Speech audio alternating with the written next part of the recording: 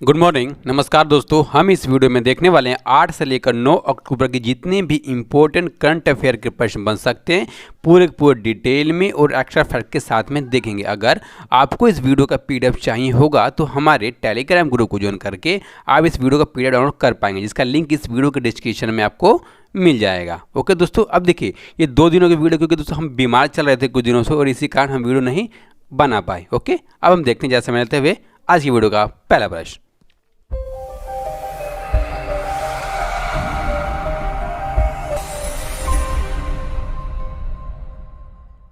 Watt is the theme of wildlife week 2020, यानी कि वन्य जीव सप्ताह 2020 का विषय क्या है? तो विषय है ऑप्शन नंबर डी, यानी कि RORR, roar and revive, discovery of human animal relationship अब की बार का इसका विषय है। और इसको हम 2 से लेकर 8 अक्टूबर तक मनाते हैं, जिसको सबसे पहली बार 1957 में मनाया गया था। और अब की बार दोस्तों इसकी हम 66वीं यानी कि 66 नंबर की वर्षगांठ हम मना रहे हैं दोस्तों। ठीक है, अब देखिए इसको मनाने का पीछे का उद्देश्य का दोस्तों उद्देश्य यह है कि जितने भारत के वन्यजीव प्राणी हैं उनकी रक्षा करना और उनको लंबे समय तक जिंदा रखने के लिए, उनको बचा रखने के लिए लोगों के बीच में जागरूकता पैदा करना दोस्तों इसका मेन उद्देश्य है। और इसी के लिए हम इसको हर साल 2 से लेकर 8 अक्टूबर तक मनाते हैं दोस्तों। ठीक है, अब देखिए एक प्रश्न ये भी बनता है कि सबसे पहली बार दोस्तों इसको 1955 में मनाया गया था, किस रूप में?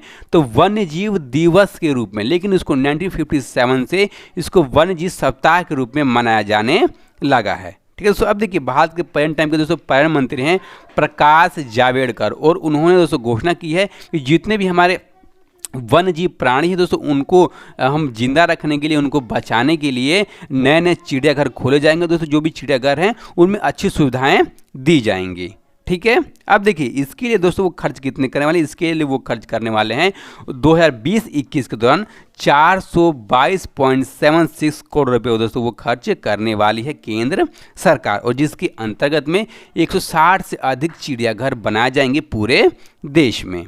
ओके, अब देखिए दोस्तों हमारे पेन टाइम के जो हमारे पर्यावरण के केंद्रीय मंत्री कौन है? प्रकाश जावड़ेकर, और राज्य मंत्री हैं बाबुल सुप्रियो दोस्तों, जो सांसद कहाँ से दोस्तों? सांसद आते हैं हमारे वेस्ट बंगाल से।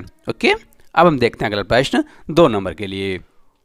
Who has been ranked first in Forbes list of most effective chief marketing officer, यानी कि फोर्ब्स की सबसे प्रभावी मुख्य विपणन अधिकारी की सूची में किसे प्रथम स्थान प्राप्त हुआ है? दोस्तों प्रथम स्थान प्राप्त हुआ है ऑप्शन नंबर यानी कि रवि सथानम का। अब देखिए दोस्तों हैं कौन? तो प्रेजेंट टाइम पर जो HDFC बैंक है दोस्तों, और उसके ये मुख्य विपणन अधिकारी के तौर पर दोस्तों ये काम कर रहे हैं। और अब की बार 2020 के लिए सबसे प्रभावी मुख्य विपणन अधिकारी की सूची में इनका नाम भी शामिल कर दिया गया। अब देखिए किसके समकक्ष में दोस्तों, किसके साथ में? तो दोस्तों जो Apple, BMW, adobe, Microsoft, P&G दोस्तों जो दिग्गज कंपनियां हैं वर्ल्ड की, उनके साथ में दोस्तों मार्केटिंग हेड के रूप में इनका भी नाम रखा गया है दोस्तों। अब देखिए जो लिस्ट जारी की है फोर्ब्स ने, ये 8वीं बार लिस्ट को जारी किया गया है। और दोस्तों जो इस लिस्ट में जो रवि सथानम का नंबर आता है वो आता है 39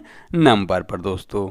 ठीक है, अब देखिए ये 39 नंबर पर आता है, लेकिन ये भारत के एकमात्र ऐसे दोस्तों CMO है जो इस लिस्ट में शामिल हुए हैं। ओके, अगला प्रश्न।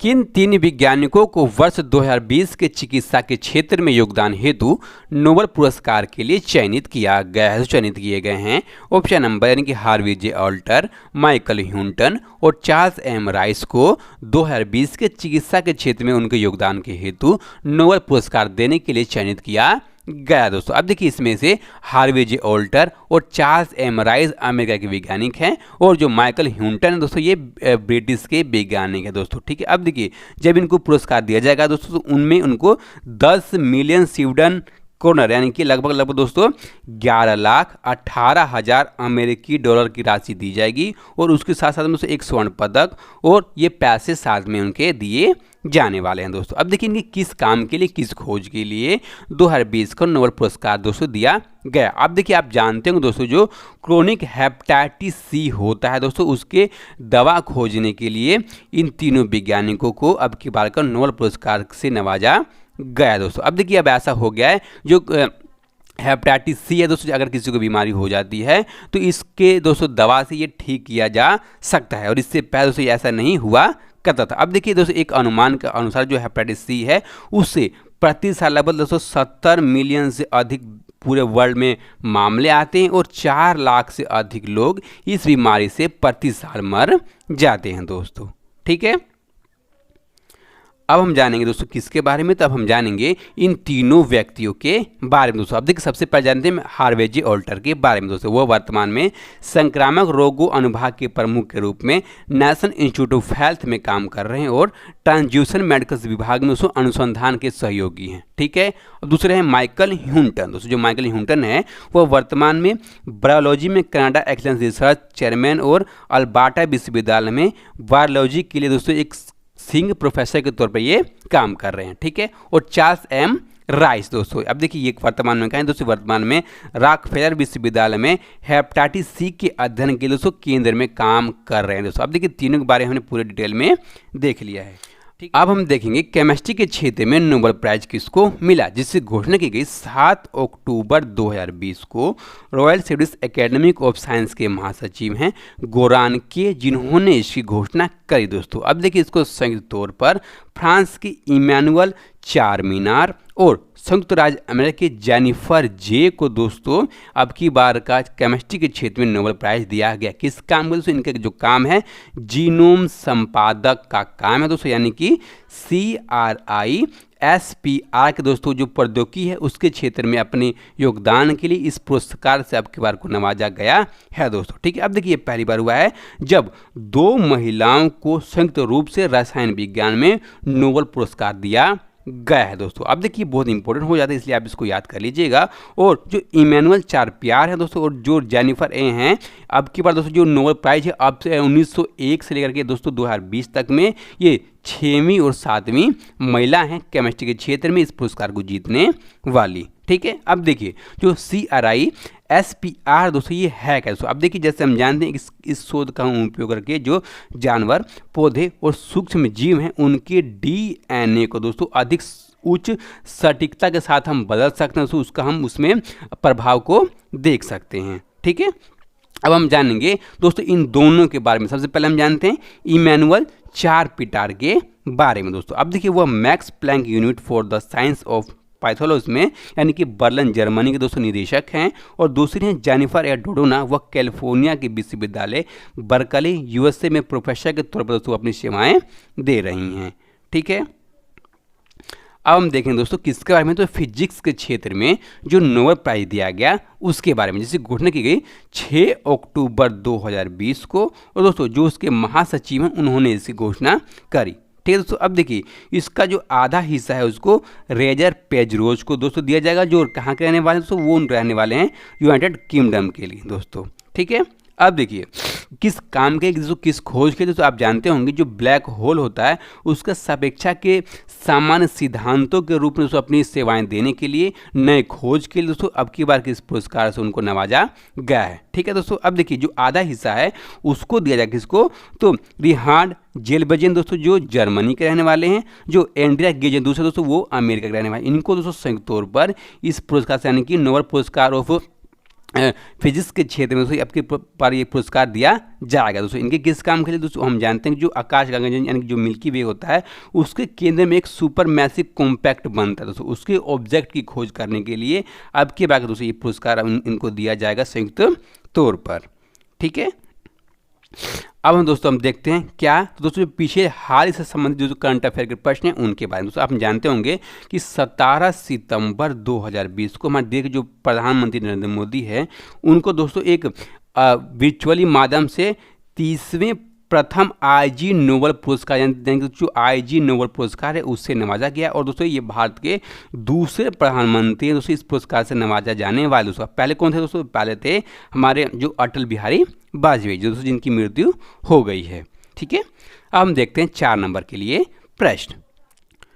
We state the given the GI tag Dalle Khursani the famous chilli, यानी कि किस राज्य ने डेल खुसरानी प्रसिद्ध मिर्च है जिसे जीआई टैग दिया है, तो जीआई टैग दिया है ऑप्शन नंबर डी, यानी कि सिक्किम ने दोस्तों अपने डेल खुसरानी नाम के दोस्तों एक प्रसिद्ध मिर्च है जिसको जीआई टैग देने का काम किया है दोस्तों। अब देखिए जो मिर्च है ये एक औषधीय मूल्य के साथ दुनिया की सबसे गर्म मिर्चों में से इनका नाम दोस्तों हम लेते हैं, ठीक है। अब देखिए ये पाई कहाँ है दोस्तों, ये पाई जाती है सिक्किम में और दार्जिलिंग क्षेत्र में दोस्तों ये बहुत अच्छी तरीके से पाई जाती है और जिसकी जो बाजार में कीमत है 400 रुपये प्रति किलो दोस्तों इसकी बाजार में कीमत है, ठीक है। अब देखिए दोस्तों जो जीआई टैग होता है इसका फुल फॉर्म क्या है, इसका फुल फॉर्म होता है जियोग्राफिकल इंडिकेशन, इसका फुल फॉर्म होता है और हिंदी वालों के लिए दोस्तों भौगोलिक संकेतक इसका मतलब होता है, ठीक है। अब देखिए किसी भी पदार्थ को किसी भी दोस्तों चीज़ों को ये दिया क्यों जाता है, तो इसलिए दिया जाता है कि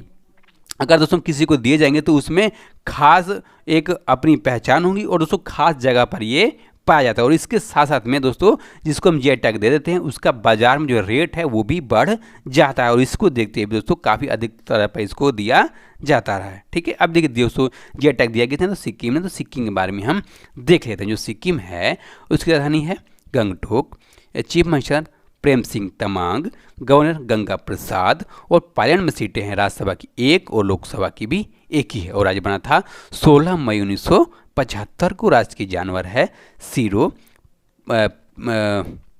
पक्षी तीतर, फूल भारतीय गुलाब और पेड़ है लाल वांडा।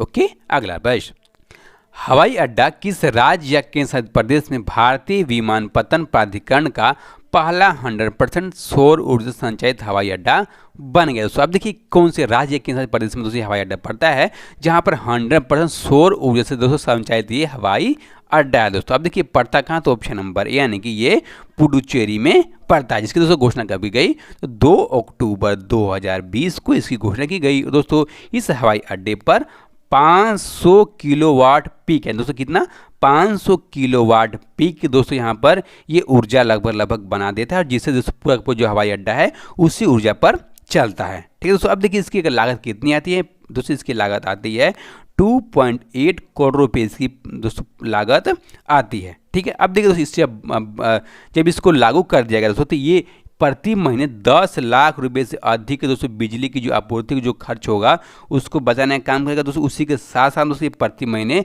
6570 मीट्रिक टन जो कार्बन उत्सर्जन है उसके भी फैलाने में दोस्तों कमी आई है और उसी के साथ साथ दोस्तों जितना ये ऊर्जा खपत करता है अगर हम 32,850 पेड़ लगाए दोस्तों तो उतना ये हमारे पर्यावरण को बचाने का काम कर रहा है प्रेजेंट टाइम पर, ठीक है। अब देखिए दोस्तों इसको बनाने में दोस्तों खर्च कितना आया, तो इसको बनाने में दोस्तों लगभग खर्चा है 1540 करोड़ रुपये दोस्तों इसको बनाने में खर्च आया हैगा, ठीक है।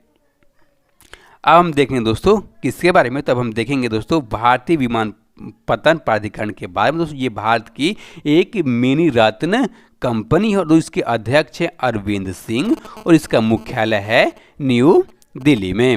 ओके, अब हम देखते हैं दोस्तों पुडुचेरी के बारे में। ये इंपॉर्टेंट फैक्ट जो परीक्षा दृष्टिकोण से बहुत ज़्यादा इंपॉर्टेंट है दोस्तों। जो पुडुचेरी है उसके अलावा दोस्तों पुडुचेरी है उससे गवर्नर है दोस्तों किरण बेदी। कुछ दिन पहले दोस्तों आपको पता होगा ये जो दिल्ली का जो चुनाव हुआ था 2015 में उसके भारतीय जनता पार्टी की तरफ से ये चुनी गई थी दोस्तों। किस लिए, तो ये चुनी गई थी मुख्यमंत्री पद के दावेदार के लिए और भारत की पहली महिला आईपीएस अधिकारी हैं किरण बेदी। ओके, इस दोस्तों जो पुडुचेरी है पुडुचेरी दोस्तों केंद्र प्रदेश बना कब, तो 1 नवंबर 1954 को। इसका राजकीय जानवर है गिलहरी, पक्षी कोयल, फूल कनोन बाल और पेड़ है विल्वा। ओके, अगला प्रश्न, विच स्टेट और UT has launched anti pollution campaign named युद्ध प्रदूषण के विरुद्ध, यानी कि किस राज्य या केंद्र शासित प्रदेश ने प्रदूषण विरोधी अभियान युद्ध प्रदूषण के विरुद्ध नाम से शुरू किया है। ऑप्शन नंबर यानी कि दिल्ली सरकार ने युद्ध प्रदूषण के विरुद्ध नाम से दोस्तों एक प्रदूषण विरोधी कार्यक्रम को चालू किया जिसकी घोषणा करी दिल्ली के मुख्यमंत्री अरविंद केजरीवाल ने 5 अक्टूबर 2020 को दोस्तों। अब देखिए इसका लक्ष्य है लॉन्च करने का इस अभियान का कि दोस्तों हम जानते हैं कि अभी धान कटने वाले हैं दोस्तों और दिल्ली से सटे हुए पंजाब और हरियाणा के जितने भी दोस्तों किसान हैं वो अपने पराली यानी कि दोस्तों जो धान का डंठल होगा उसको जलाने का काम करेंगे, और जिससे जो दिल्ली के दोस्तों लगभग 13 जगहों पर इसका बहुत भयावह असर पड़ता है। और इस प्रदूषण को रोकने के लिए दिल्ली सरकार ने अब की बार युद्ध प्रदूषण के विरुद्ध नाम से दोस्तों अभियान चालू किया है दोस्तों। अब देखिए इस नीति के अंतर्गत दोस्तों अगर कोई पेड़ काटता है दिल्ली के अंदर में दोस्तों, तो उसको लगभग दोस्तों 80% अधिक दोस्तों पौधे लगाने होंगे। यानी कि दोस्तों अगर किसी व्यक्ति ने एक पेड़ काट दिया तो उसको 8 पेड़ और लगाने होंगे दोस्तों, इसके अंतर्गत में ये रखा गया। अब देखिए दोस्तों इसको निगरानी करने की जो दिल्ली सरकार है दोस्तों वो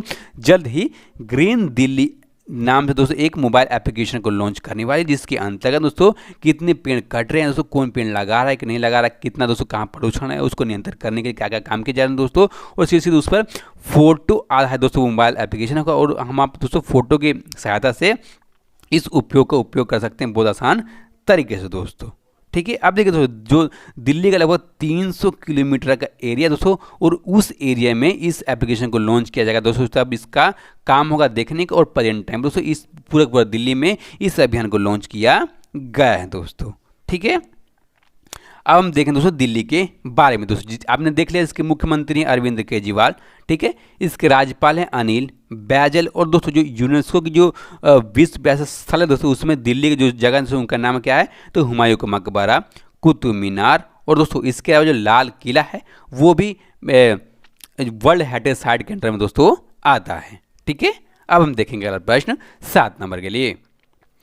माध्यमिक पूर्वोच्च किस संगठन की पहली बार महिला सदस्य को 1 साल का विस्तार मिला है दोस्तों? 1 साल का विस्तार मिला है। ऑप्शन नंबर से कि security and exchange board of India के दोस्तों पहली महिला सदस्य हैं, यानी कि प्रतिभूति और विनिमय बोर्ड यानी कि सेबी की दोस्तों पहली महिला सदस्य हैं जिनको 1 साल का एक्सटेंशन दिया गया दोस्तों। और इसी के साथ साथ में दोस्तों ये सेबी की पहली महिला सदस्य के तौर पर भी इनकी नियुक्ति कर दी दोस्तों गई थी। अब देखिए जो बढ़ा हुआ कार्यकाल है 1 साल के लिए दोस्तों काउंट कब तक किया जाएगा तो 4 अक्टूबर 2020 से दोस्तों इनका बढ़ा हुआ कार्यकाल काउंट किया जाने वाला है। ठीक है दोस्तों, अब देखिए जो मार्च 2020 है दोस्तों उसमें ये अपने 3 साल के दोस्तों इन्होंने कार्यकाल को पूरा किया, और उसके बाद में अप्रैल 2020 से इनको 6 महीने दोस्तों इनका जो कार्यकाल है उसमें एक्सटेंशन दिया गया, और उसके बाद में फिर दोबारा 1 साल के दोस्तों इनके कार्यकाल में एक्सटेंशन दिया गया है।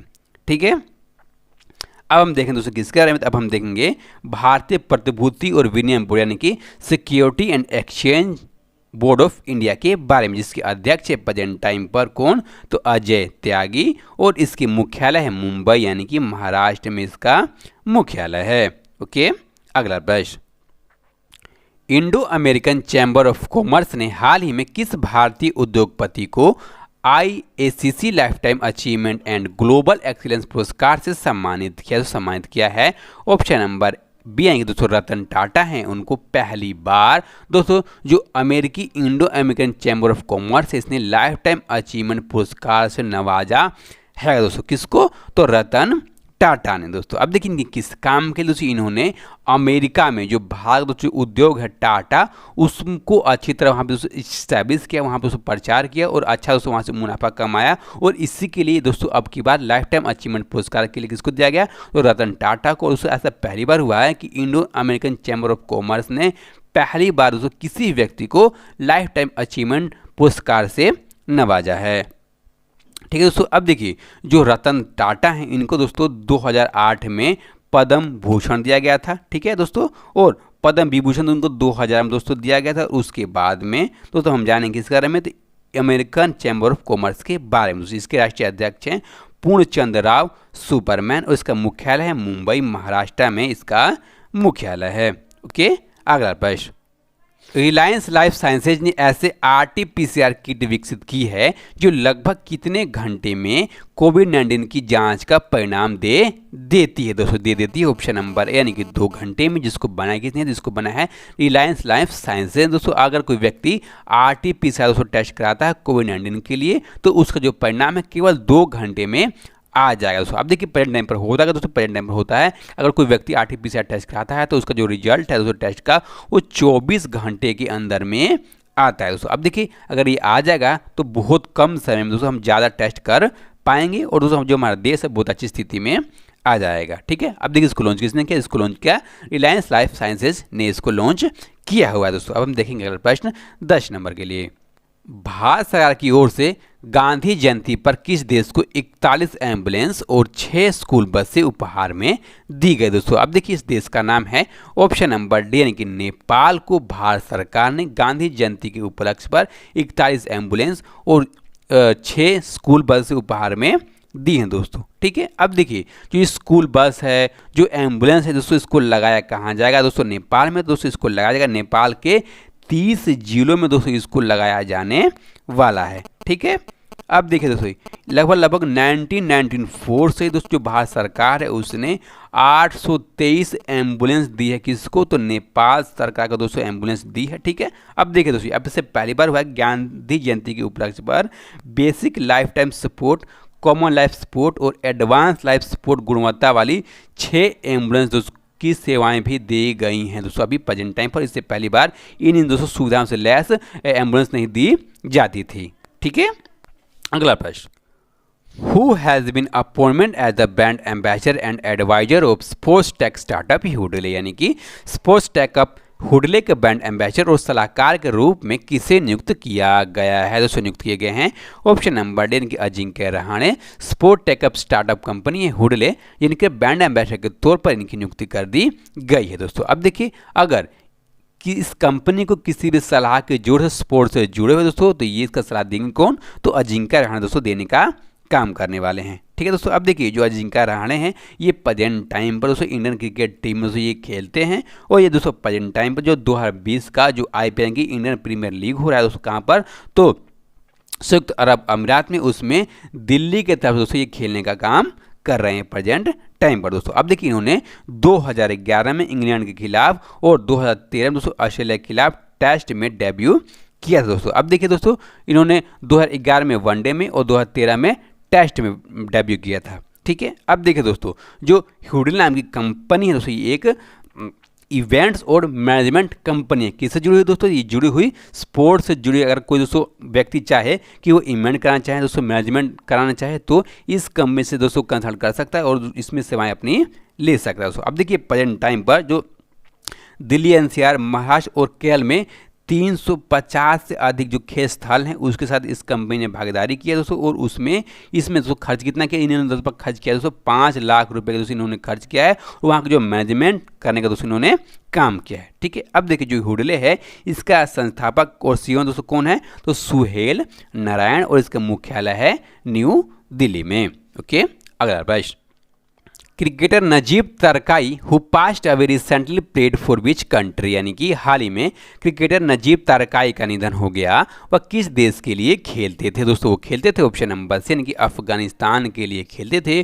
और दोस्तों उनका निधन कैसे हो गया, तो रोड एक्सीडेंट में दोस्तों उनका निधन हो गया। कब, तो 6 अक्टूबर 2020 को। और दोस्तों इनका प्रेजेंट एज हुआ करती थी 29 ईयर ओल्ड। अब देखिए दोस्तों जो रोड एक्सीडेंट हुआ था वो हुआ था कब, तो 2 अक्टूबर 2020 को जलालाबाद अफगानिस्तान में दोस्तों इनका एक्सीडेंट हुआ था, जिसके बाद में दोस्तों इनकी मृत्यु हो गई। अब देखिए दोस्तों ये अफगानिस्तान की तरफ से एक दाएं हाथ के बल्लेबाज थे और इन्होंने अफगानिस्तान की तरफ से 12 T20 मैच खेले और दोस्तों एक वनडे मैच इन्होंने खेलने का काम किया था दोस्तों। अब देखिए इनका जन्म हुआ था कब, तो 2 फरवरी 1991 को इनका जन्म हुआ था। ठीक है दोस्तों, अब हम देखेंगे इसके बारे में। तब हम देखेंगे जो हमने पिछले वीडियो में प्रश्न पूछा था। हमने क्या पूछा था कि द यंग माइंड्स पहला बच्चों का समाचार पत्र किस राज्य ने शुरू किया, तो इसको शुरू किया है ऑप्शन नंबर सी असम सरकार ने। अब देखिए इस प्रश्न का सही जवाब किसने दिया, तो विजय कुमार, कुणाल कुमार सिंह, बुल्ती घोष, शक्ति कुशवाहा, वाल्मीकि, सर्वेश काजी, छोटू आर्यन, अमन कुमार, श्रीमांता बाग और निखिल मधेशिया। अब हम देखेंगे दोस्तों आज का प्रश्न। और दोस्तों इससे पहले मैं बताना चाहूँ कि दोस्तों जो 2 दिनों की वीडियो नहीं आ पाई दोस्तों, ये हमारे कारण ये हो गया था कि दोस्तों मैं बीमार हो गया था और बीमार होने के कारण दोस्तों मैं वीडियो बनाने में सक्षम नहीं था और इस कारण दोस्तों ये वीडियो नहीं आ पा रही थी। लेकिन दोस्तों मैं अभी भी ठीक नहीं हूँ, लेकिन तब भी आपके वीडियो बना रहा हूँ। ठीक है, और दोस्तों इस वीडियो प्रश्न के बारे में आपको जितना भी मालूम होगा साथ दोस्तों आप कमेंट बॉक्स में लिख दीजिएगा। और दोस्तों आपको वीडियो हमारी कैसी लगती है और इसके बारे में दोस्तों अवश्य बताइएगा। ठीक है, और इसी तरह आप तैयारी करते हैं और अपना ख्याल रखिए। नमस्कार, धन्यवाद।